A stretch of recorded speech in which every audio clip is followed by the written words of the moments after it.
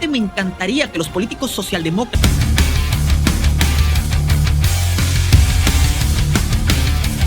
e izquierdistas de América Latina, España e incluso Estados Unidos sean así, como los del Partido Socialdemócrata danés. Realmente podríamos conversar, llegar a acuerdos y construir un futuro mejor para nuestros hijos.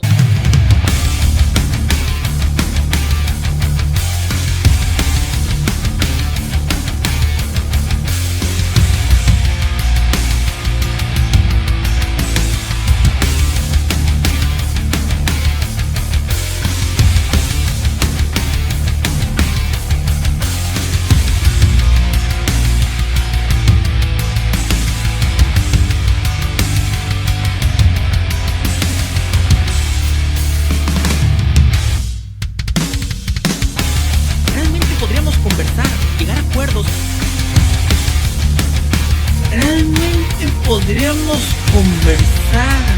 llegar a acuerdos. Y bueno, aquí es cuando llegamos a uno de los momentos más importantes de este video. Llegó la hora de hablar de los impuestos. Como lo dije previamente, la mayoría de los políticos izquierdistas de nuestra región aseguran que es necesario subir impuestos para parecernos a los nórdicos, ya que según ellos, estos países pagan más impuestos que los nuestros. Mira, cuando un político dice que no pagamos demasiados impuestos, está basándose en una medida conocida como la presión fiscal, que en resumen nos sirve para determinar la cantidad de impuestos que paga tanto el consumidor como las empresas. Para ser exactos, este indicador nos dice cuánto recaudó un país en proporción a su Producto Interno Bruto. Si nosotros analizamos gráficas, podemos notar que España tiene una presión fiscal considerablemente inferior a la de los países nórdicos e incluso a la de la media europea. Si nos fijamos solamente en eso, hace mucho sentido pensar que hay que subir los impuestos para poder recaudar más y así tener una socialdemocracia a la altura de los países nórdicos. Pero ¿sabes una cosa? La presión fiscal no es tan importante como el esfuerzo fiscal. Pero, ¿qué significa esto? Bueno, como su nombre lo dice, el esfuerzo fiscal nos dice qué tan difícil es para una persona o para una empresa pagar los impuestos de un país. Es decir, el esfuerzo fiscal mide lo que nosotros pagamos respecto a lo que ganamos. El esfuerzo fiscal de España es mucho mayor que el de Finlandia, Suecia o Dinamarca. El término de esfuerzo fiscal es... Esto es el esfuerzo fiscal. Los liberales, ¿vale? Te dicen... Porque como son tan anticientíficos, parte de ellos, no todos liberales, que son la anticiencia, son la superchería de la economía, que hay que utilizar el término de esfuerzo fiscal. El término de esfuerzo fiscal es una mierda comparado con la presión fiscal. Es decir, en estudios, en análisis, el relevante es la presión fiscal, no el esfuerzo fiscal. El esfuerzo fiscal es una cosa vuestra, que se popularizó en los años 60 y pico por parte de un economista. No es un término tan científico ni demás como la presión fiscal. Eso os gusta tanto. Os gustan muchas tonterías. Es como el índice de libertad económica. ¿Qué dices tú? Ese índice de Heritage Foundation, una fundación conservadora estadounidense. Un índice muy criticado por su opacidad a la hora de decidir por qué un país es más libre o no, o de cambiar los indicadores. ¿Qué quiero decir? Es como si yo te digo que según el índice de igualdad de la Fundación de Estudios Marxistas, pues hay que utilizar la equidad fiscal, que nos lo hemos inventado, desde la Fundación de Estudios Marxistas, y tú dirías, ¿qué estás diciendo? Eso parece muy poco objetivo y muy poco científico. Pues es lo que hacéis. La presión fiscal de los países nórdicos, tengo aquí los datos, es que destacan precisamente por ser sistemas impositivos muy altos. Dinamarca tiene uno de los tipos impositivos más altos de Europa. Con tasas que pueden superar hasta el 50%, ¿vale? Que es bastante alto. En Finlandia el impuesto sobre la renta puede llegar a alcanzar el 30%. En Islandia el 46,22%. En Noruega, todo está hablando de la renta, el 38,2%. En Suecia, que es el más alto de todos, en Suecia donde pagas incluso más de la mitad de lo que se gana, puede llegar el esfuerzo fiscal hasta el 57,2%. Y luego vamos a hablar del IVA. En Suecia y Dinamarca el IVA es del 25%, el IVA estándar. ¿Vale? El impuesto de sociedades, sí que es verdad que el impuesto de sociedades no es tan alto, pero sigue también siendo de los más altos de Europa. Es verdad que hay países que lo tienen más alto, pero es alto también. Realmente podríamos conversar, llegar a acuerdos. Es decir, que para el español medio es mucho más complicado pagar impuestos que para un ciudadano nórdico. A pesar de que en Dinamarca se paguen muchos impuestos, la calidad de vida lo permite y no representa un gran costo o sacrificio para un ciudadano de ese país. Pero en España, a pesar de que se paguen menos impuestos que en Dinamarca, es muchísimo más complicado para un español medio pagar sus impuestos que para un danés. Y allí está la verdadera diferencia. Y lo De todas maneras, aunque eso sea verdad, algo me dice que el hecho de que los sindicatos puedan negociar salarios altos tiene algo que ver.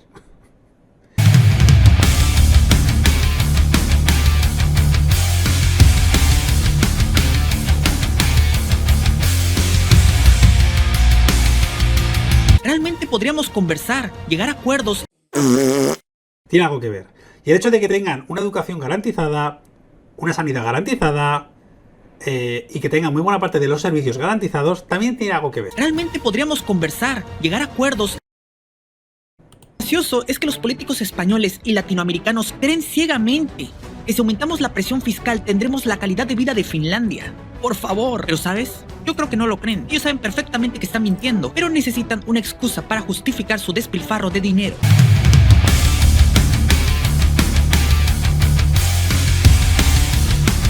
Realmente podríamos conversar, llegar a acuerdos. La realidad es que si subimos nuestra presión fiscal y la equiparamos con la de los países nórdicos, tendremos fuga de capital, desempleo, inflación e incluso aumentará el empleo informal, es decir, la famosísima economía sumergida. Si los políticos españoles creen... Evidentemente, astropolíticos, si de repente cogemos a España y le ponemos la presión fiscal de los países nórdicos, va a ir mal.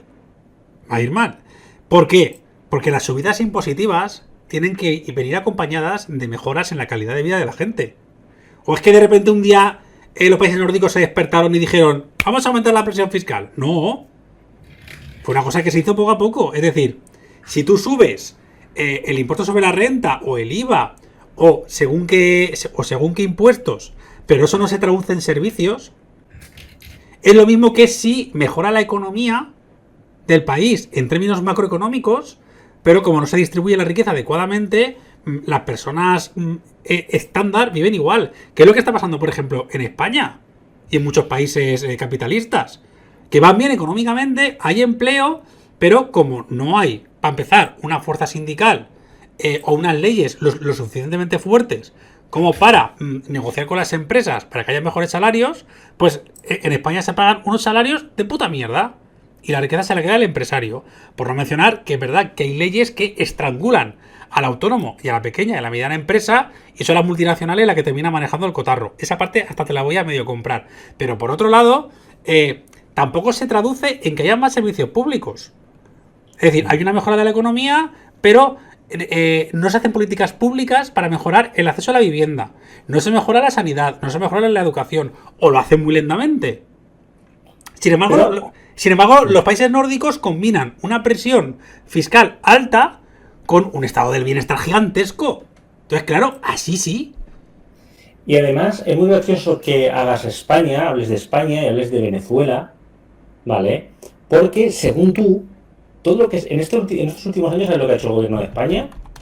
Te lo digo, ha subido impuestos. Impuestos a grandes fortunas, impuestos a las eléctricas, regulaciones.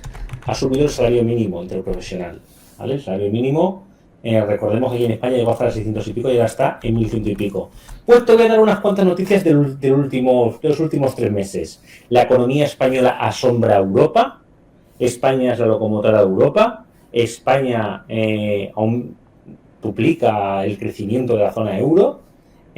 Una de esta última semana, España supera el PIB per cápita de Corea del Sur. Ojo.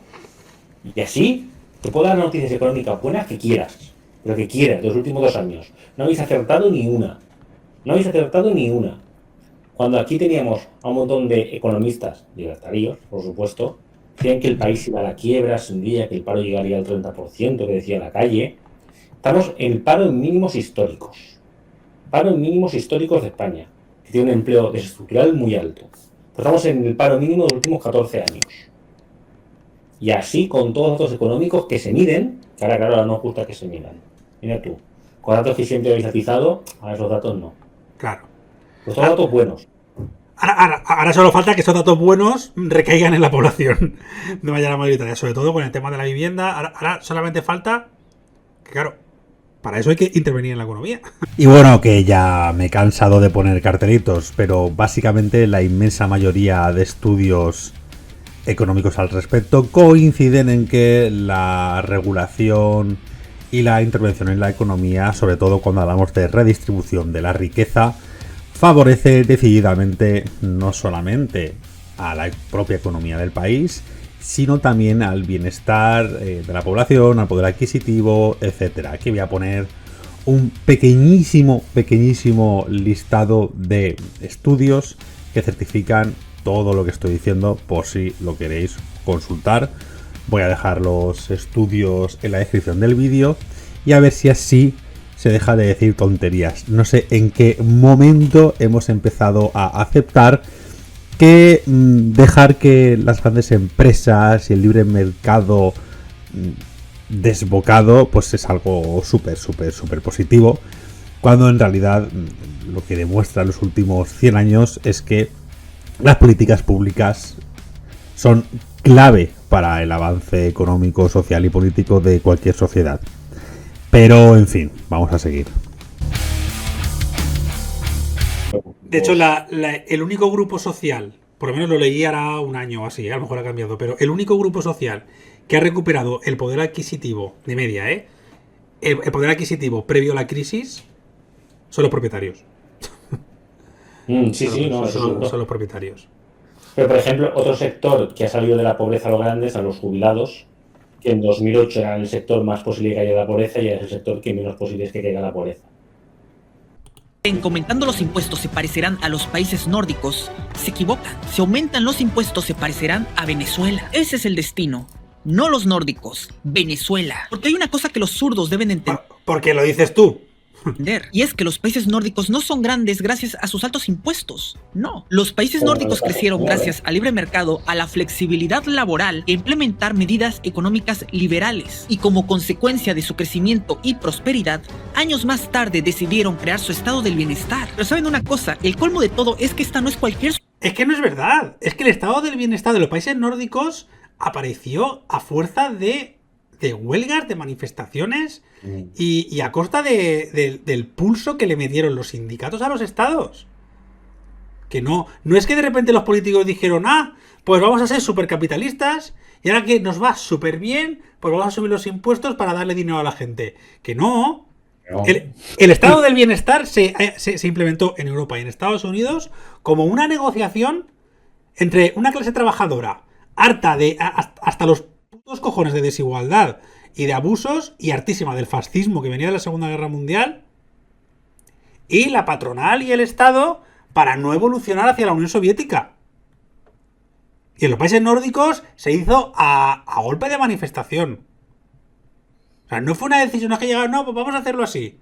Porque después de implementar las medidas liberales que tanto han funcionado, ahora vamos a ser súper socialdemócratas.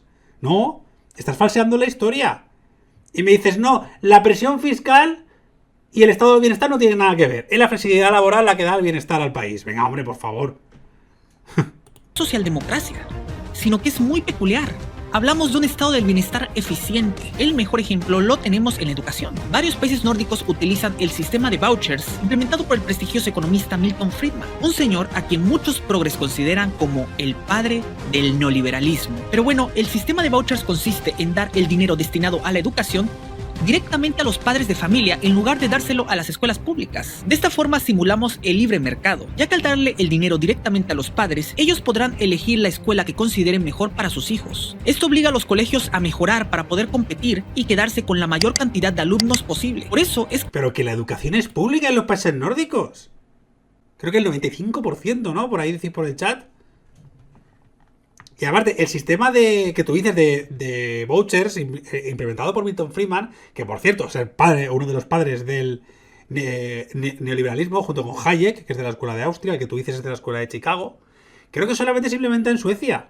En Suecia, y ha sido un desastre, ¿eh? Es decir, ¿qué estás diciendo? O sea, Suecia sufrió el más brusco descenso en sus calificaciones entre todos los países evaluados por el sistema PISA entre los años 2003 al 2012. ¿Vale? Hubo todo un debate nacional sobre el tema de qué estaba fallando. ¿Y sabes lo que estaba pasando? Que en muchos sitios privados, para conseguir dinerito y que la gente pagase, hacían pruebas más abiertas con resultados más interpretables. ¿Sabes en qué confiaban? En que los padres, pues bueno, eran los que tenían que calificar si la educación era buena o mala, y si era mala quitaban a sus hijos. ¿Sabes qué ha pasado? Que una mierda. Que si los padres han considerado subjetivamente que la educación estaba bien, porque los padres no tienen por qué estar informados en qué se están educando sus hijos, pues ya está. El mercado no ha castigado nada. Y el sistema educativo no ha sido nada bueno. De hecho, además ha sido segregacionista. ¿Qué está diciendo? Si aquí en España pasa lo mismo. Aquí las mejores universidades son públicas y la mayoría de las que están prevaloradas son privadas. ¿Por qué? Y encima la nota en las escuelas privadas es de media más alta que en las públicas, los expedientes, y luego en el examen que valora a todos los alumnos del país por igual, las privadas sacan peor resultado. Uy, mira tú, que les inflan la nota para que puedan acceder a mejores carreras en la pública y luego resulta que están menos formados. Venga, va. Increíble. La educación en estos países es tan buena, la mejor del mundo. Y esto es gracias al liberalismo económico, un sistema totalmente diferente y opuesto a todo aquello que la izquierda tanto adora. ¿Te das cuenta? La clave de su socialdemocracia es la eficiencia. Como te lo he dicho, ellos saben que su estado del bienestar debe ser sostenible, por lo que cuidan al autónomo, al empresario y a su vez mantienen un estado con poca burocracia y sumamente eficiente. Con poca burocracia. Definir un estado nórdico como un estado con poca burocracia, de verdad, es no tener ni puta idea de nada. Ni puta idea. De hecho, Adrián lo estaba mirando y los vouchers, es decir, tras la hostia que se pegaron en el informe PISA, intentaron mejorarlo y desde 2012 a 2019 mejoraron, pero no mejoraron el nivel educativo alcanzado en Suecia pre-época de vouchers, antes de que los metieran. Y el coste por estudiante se ha duplicado en relación a la década de los 90. Y los resultados muestran una caída de 10 puntos en las calificaciones de los alumnos en las pruebas PISA, de comprensión lectora. Es que, joder, no le decís la verdad ni al médico. Es que hay que quitar cada dato que dais. Tío, es que no le decís la verdad a nadie. De verdad es que las cosas que decís suenan raras. Pero claro, vuestro público, que encima queda con el sesgo de confirmación, dirá, pues lo que me está diciendo este tío, pues tiene que ser verdad. Y no mirará nada, porque es que lo que decís, con una búsqueda en Google, ves que es mentira. Pero claro, muchos de los que siguen te dirán, pues sí, te tira una mentira. Ya que para que el modelo de estos países pueda ser sostenible, deben tener más ingresos que egresos. No puedes despilfarrar ni gastar el dinero que no tienes. Tal como sucede en América Latina o incluso en España. Querer que tu país aplique políticas socialdemócratas sin tener un enorme y fuerte sector privado que lo respalde es como querer comprarse un Lambo o un Ferrari. Pero si el sector privado de los países nórdicos es el más pequeño de todos. Es que de verdad. Sin nunca haber trabajado en tu vida. Si queremos parecernos a los nórdicos, primero debemos bajar los impuestos, flexibilizar el mercado laboral, acabar con el salario mínimo, reducir drásticamente la burocracia, valorar... Sí, como Estados Unidos, ¿no? Que va a llevar una bajada histórica de ingresos, perdón, de impuestos, y ya le han bajado, sin aprobarse todavía ese presupuesto, ya le han bajado la certificación. O la tontería esta, porque es que os creéis vuestro cuento de que las empresas y los países se gestionan igual, que dices, yo puedo entender que un país no puede gastar en el largo plazo más de lo que ingresa, ¿vale? Pero un país puede sí gastar en un periodo determinado más de lo que ingresa, claro que puede hacerlo. De hecho, algunos de los países dispuestos que son de referencia, como Estados Unidos o Japón, lo que tienen son deudas públicas gigantes. Deudas de las más altas del mundo. Que desde hace años, y estos países se van a hundir por culpa de las deudas públicas que tienen. Ahí están. Como algunas de las economías más potentes del mundo. Y ahí siguen, porque los estados, la gestión de un estado no tiene nada que ver con la gestión de una empresa. Nada.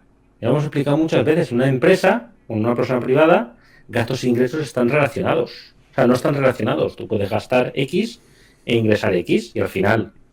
Efectivamente, si gastas mucho más de lo que ingresas, pues te arruinarías, ¿no? En cambio, en un estado, gasto e ingresos van relacionados.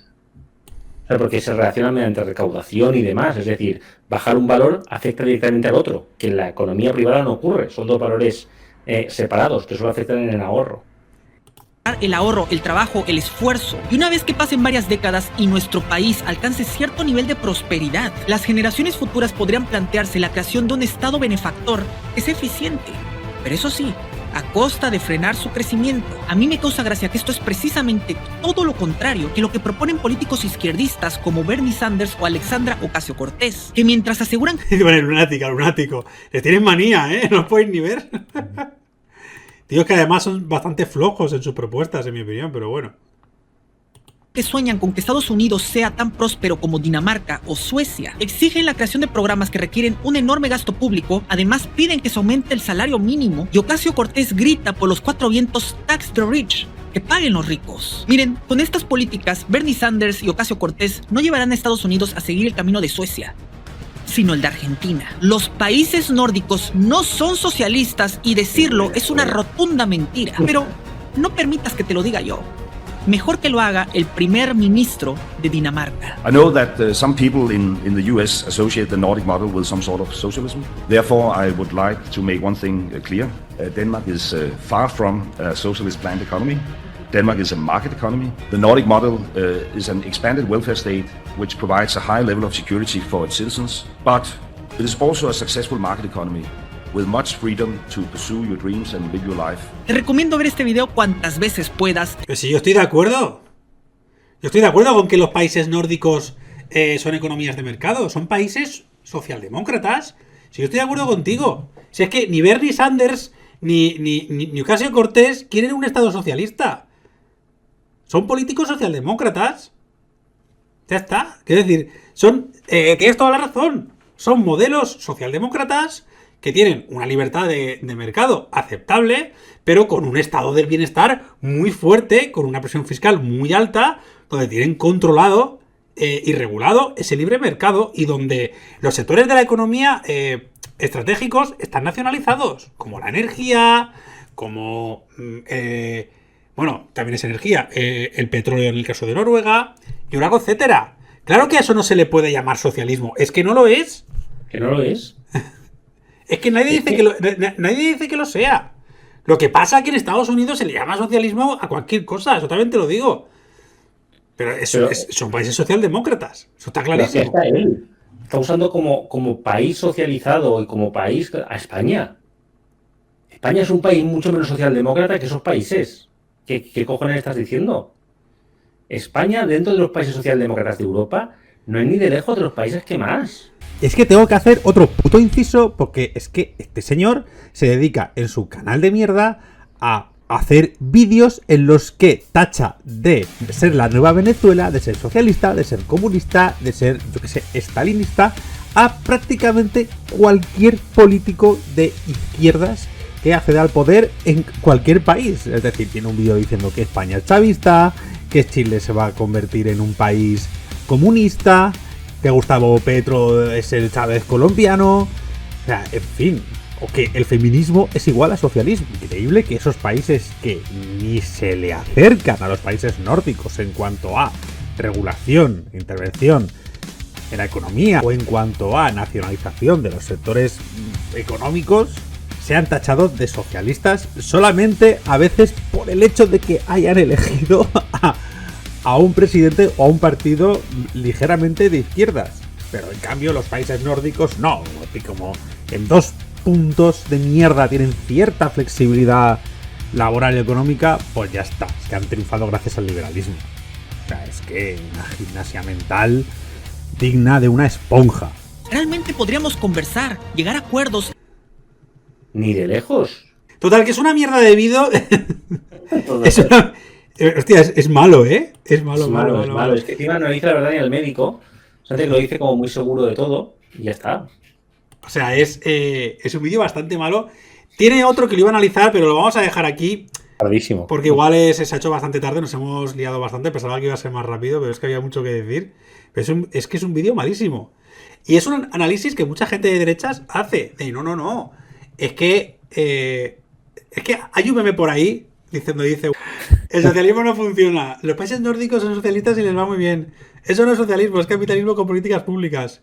Ok, adoptamos esas políticas entonces. No, eso es socialismo. Sí, es que joder, tal cual esto, ¿eh? tal cual. Si aquí en España están todo el día llamando a que el país es socialista, que si socialcomunismo, que nuestro partido socialista, que esto es una cosa muy graciosa porque lo utilizáis como os da la gana, ¿vale? No tiene nada de socialista. Que aparte de que rechazó formalmente el socialismo, bueno, rechazó, dijo, no, en mi partido no se basa en eso. Es un partido que lo que ha participado es las mayores privatizaciones del país. O sea, estos son socialistas, pues socialistas, pero los países nórdicos, con su fuerte estado del bienestar, sus sindicatos que se meten en todo, su intervención estatal, eso es capitalismo, con fuertes políticas públicas. Adiós a la mierda.